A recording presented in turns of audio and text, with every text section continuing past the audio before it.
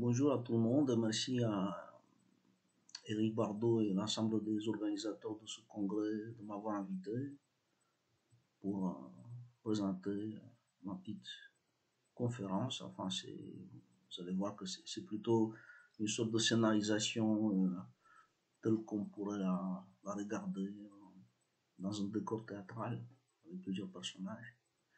En fait, cette modalité d'écriture et de présentation, c'est la modalité que j'ai choisie dans mon livre écrit en 2019, édité par Éric Bardillon, Le levier du changement, un thérapeute bref en scène. Car j'ai voulu en quelque sorte donner une vue à la fois à toute personne qui se demande un peu comment peut fonctionner une thérapie brève, mais aussi à des thérapeutes d'autres courants, d'avoir une vue de type scénique sur comment on travaille. Alors, le thème que je vais aborder, c'est le thème des défunts, et j'ai intitulé cette conférence, cette communication, quand les défunts viennent secourir les vivants. Alors, je vais commencer par dire que une banalité, c'est que l'un des dilemmes terribles auxquels la vie vient nous confronter, en nous bousculant d'abord cruellement, en nous sidérant, en nous effondrant, c'est comment renaître quand on est soudainement catapulté dans le vide par la réalisation soudaine qu'on a tout perdu. Quand le seul rêve qu'on fait et qui nous réveille en pleine nuit est celui d'être aspiré par un immense trou noir, un tourbillon dans lequel on est tout seul. Ce rêve, oui, je le fais moi-même à répétition. Adolescent, quand à l'âge de 13 ans, j'ai perdu mon père d'une mort subite, en quelques instants. Et dans ce qui va suivre, j'ai donc choisi la forme dramaturgique pour vous témoigner d'une expérience de renaissance que j'ai vécue à côté d'une adolescence de 15 ans, 15-16 je crois, que j'ai accompagnée en tant que thérapeute formé par Éric Bardot à l'HTCMA. Cette approche qui a entre autres vertus celle d'accompagner les endeuillés vers la sortie de l'entonnoir obscur, de leur souffrance indicible. Mais comme vous verrez, le thérapeute a été aidé dans ce cas particulier par l'adolescent à moi, qui assez tard dans sa vie a pu faire le deuil de son père, et trouvant ou retrouvant un pont vers le visage lumineux de son père, le thérapeute en moi a pu aider, a pu co-créer un pont en fait, avec cet adolescent de 15 ans, un pont vers ses parents décédés, tous les deux dans un terrible accident. Vous verrez également que je bénéficie d'autres aidants dans mon monde intérieur, des aidants quotidiens à qui j'ai donné des noms précis. Ils sont en nombre de 8. Le passionné, le pathétique, le papa, le juge, le policier et je l'appelais le pervers, mais ça, je crois qu'il vaut mieux l'appeler le cynique. Le mélancolique, et enfin, le personnage que je préfère entre tous, c'est la muse. Avant de lever les rideaux, je tiens à faire une précision sur ce que j'entends par inspiration, représentée en fait par la muse. Il s'agit pour moi de la résultante dynamique de toutes mes expériences cliniques depuis plus de 20 ans, plus de, je dirais, 23 ans avec mes patients. Et puis depuis 54 ans avec mes proches et avec l'ensemble de mes formations et formateurs. La psychanalyse, au tout début, le réveil éveillé, l'hypnose ericksonienne, les thérapies brèves, l'HTCMA et l'approche systémique, institutionnelle et familiale. Alors, je vais passer directement à la scénarisation. Donc, imaginez que vous êtes devant un rideau qui, là maintenant, va se lever. Le personnage, le psy, ce personnage interne de son mental que je viens de décrire, une adolescente et son éducatrice. Le psy ouvre la porte, elle laisse entrer une adolescente d'environ 15 ans et son éducatrice de la MEX, maison d'enfants à caractère social. L'adolescente est totalement voûtée et dégage une tristesse infinie. Le psy, assez ému devant ce spectacle de détresse, lui dit: Mademoiselle, puis-je savoir ce qui vous amène? Silence de mort. Le psy: préférez-vous que ce soit l'éducatrice qui interrompt? Je suis l'éducatrice à la MEX, il y est placé depuis peu. Le psy: merci de votre aide. Préférez-vous que ce soit votre éducatrice qui m'explique ce qui fait que vous vous trouvez là, aujourd'hui, devant moi? Silence de mort. L'adolescente reste complètement figée. Le psy, prenant la même posture qu'elle, tout en s'approchant d'elle: j'ai juste besoin de petits signes de votre tête pour savoir que vous autorisez votre éducatrice à parler pour vous. L'adolescente fait un petit oui dans la tête. Le psy: merci beaucoup. Puis il fait signe à l'éducatrice de parler. Mais lorsque celle-ci s'apprête à ouvrir la bouche, le psy la coupe, s'adressant à l'adolescente: si l'éducatrice dit quelque chose qui ne correspond pas à la façon dont vous ressentez les choses, vous pouvez la couper à tout moment par un signe ou une parole. Est-ce acceptable pour vous, madame? L'éducatrice accepte. Et l'adolescente acquiesce. L'éducatrice: elle est placée chez nous suite à l'accident de voiture de ses deux parents. Ils sont morts sur le coup. Ça s'est passé il y a 3 mois. Elle est fille unique. Elle n'a pas d'autres membres de sa famille vivants ou présents auprès d'elle. Alors le juge a décidé le placement, en attendant peut-être une famille d'accueil. Une grosse larme coule sur le visage de l'adolescente, puis sur sa jupe.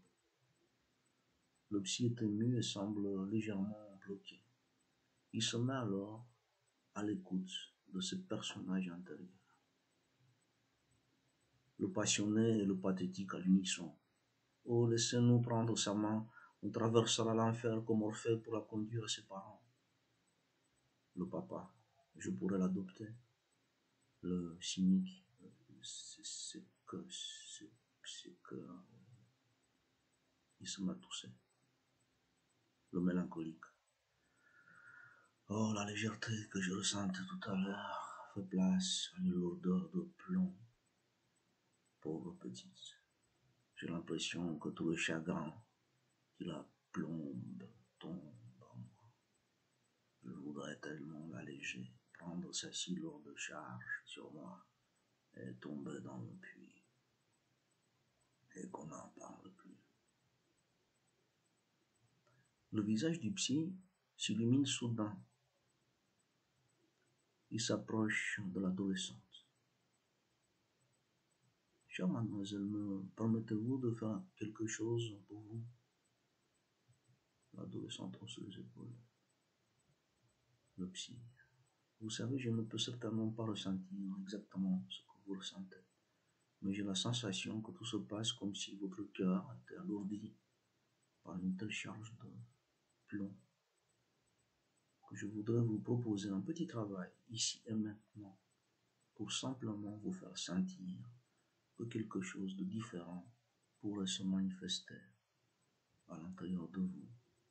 Et j'ai juste besoin de votre accord. L'adolescente fait un petit signe d'acquiescement. Le psy. Permettez vous à votre main de se poser sur la mienne.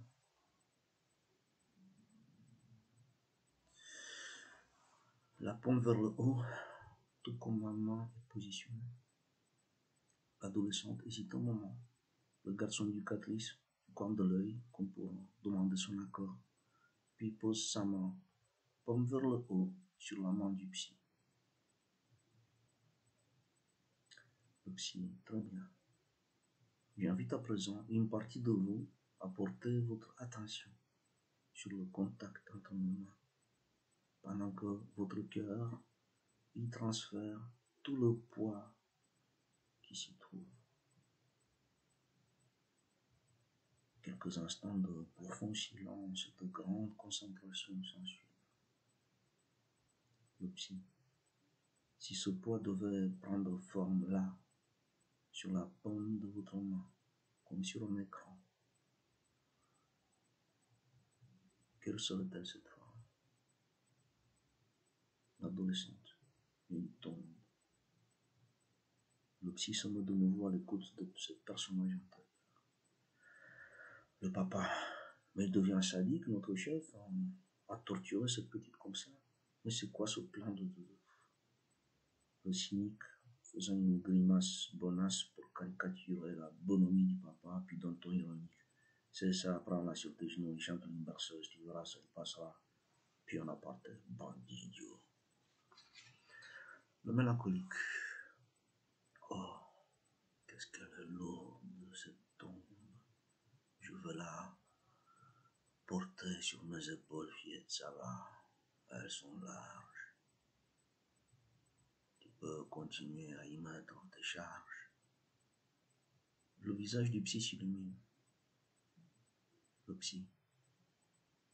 Et quand vous voyez cette tombe devant vous, quel effet ça vous fait? Adolescence, je me sens lourde. Je tombe dans la tombe. Le psy replonge à lui-même. Le papa. Ah non, là, c'en est trop. Tonnerre de tonnerre. Si je pouvais sortir de cette caboche et donner une simple paire de claques à qui je sais. Le juge, calmez-vous, il faut faire confiance aux autorités. Le policier sortant soudain de sa torpeur. Je l'arrête, je le ligote, je baillonne, mais j'arrête qui? Le mélancolique. Personne. Laissez-moi continuer à supporter son fardeau de plomb. Le visage du psy s'illumine de nouveau. Il dit, ok, une partie de vous peut tomber dans la tombe là maintenant, pendant qu'une autre partie de vous porte son attention sur le contact entre nos mains. S'ensuivent quelques instants de silence, de focalisation partagée entre le psy et l'adolescent sur les sensations, images et émotions qui viennent. Le psy. Et là maintenant, que ressentez-vous? L'adolescente commençant à trembler. Je tremble, j'ai froid. Je suis à côté de mes parents morts. Froid. J'ai très froid. Le psy. Continuez à porter votre attention sur ces sensations et sur le contact entre nos mains, là maintenant. Quelques instants de partage intense du moment présent s'ensuivent, puis progressivement, le tremblement de l'adolescente se calme, elle se redresse, comme si son corps sortait d'une carapace invisible et rigide. Les traits de son visage se décrispent peu à peu. Le psy. Et là maintenant, qu'est-ce qui nous vient de différent? L'adolescente. Je sens comme des vibrations dans le contact entre ma main et la vôtre. Le psy, très bien. Continuez à porter votre attention là-dessus.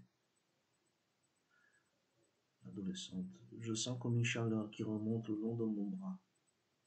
Le psy, très bien. Continuez à ressentir cette chaleur qui remonte.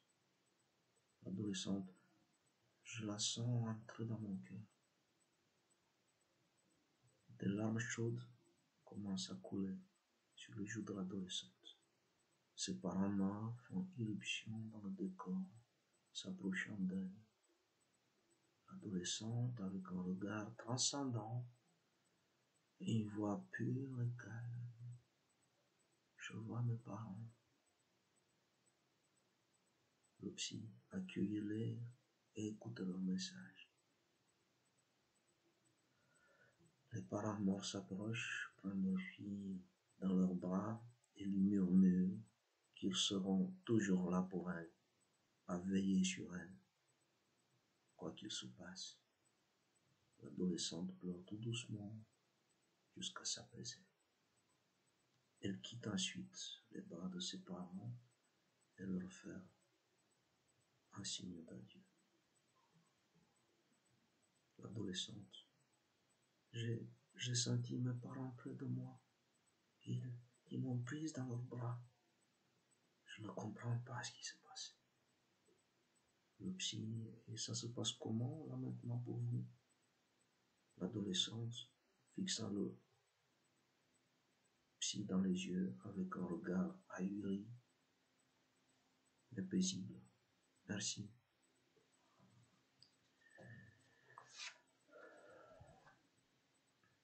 Je vous invite à sortir maintenant du décor. On est là maintenant dans le cadre de ce congrès. Et je fais un petit épilogue.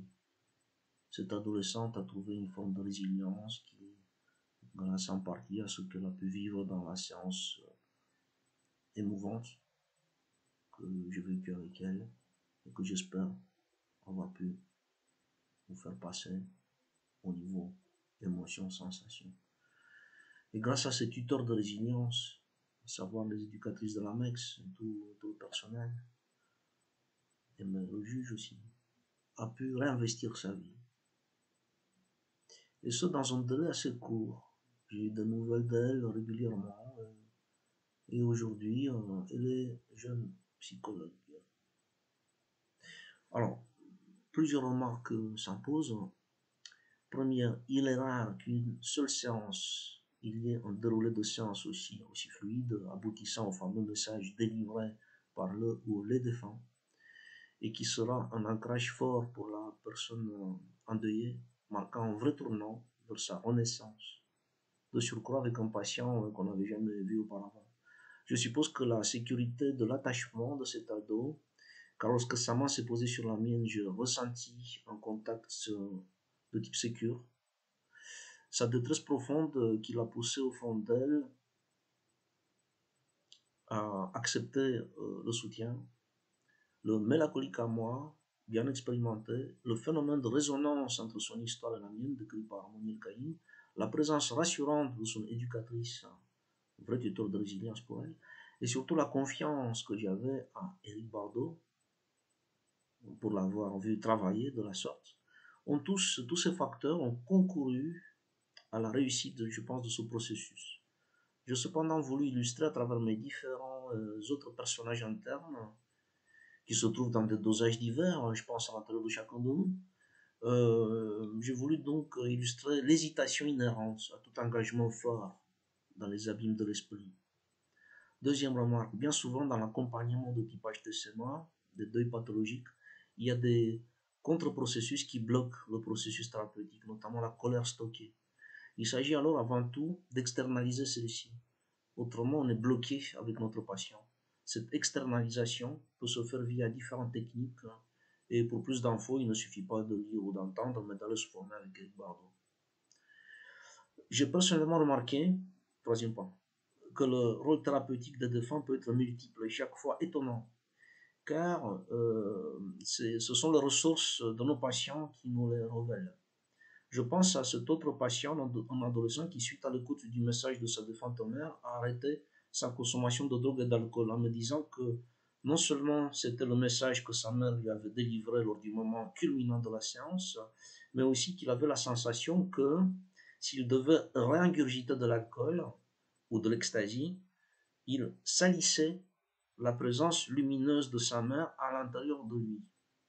Je pense aussi à cette dame de 51 ans qui, en plus d'être en deuil pathologique, avait des lombalgies pénibles et qui, suite à la rencontre de son défunt époux, qui est un inégalable masseur, s'est mise à faire pendant la nuit des rêves lucides où elle voyait et ressentait les mains de son défunt époux lui masser le dos. Et les lombalgies avaient presque disparu dans le monde réel. Encore faudrait-il s'accorder sur ce qu'on appelle le monde réel. Mais là, c'est un tout autre débat. Merci de votre attention.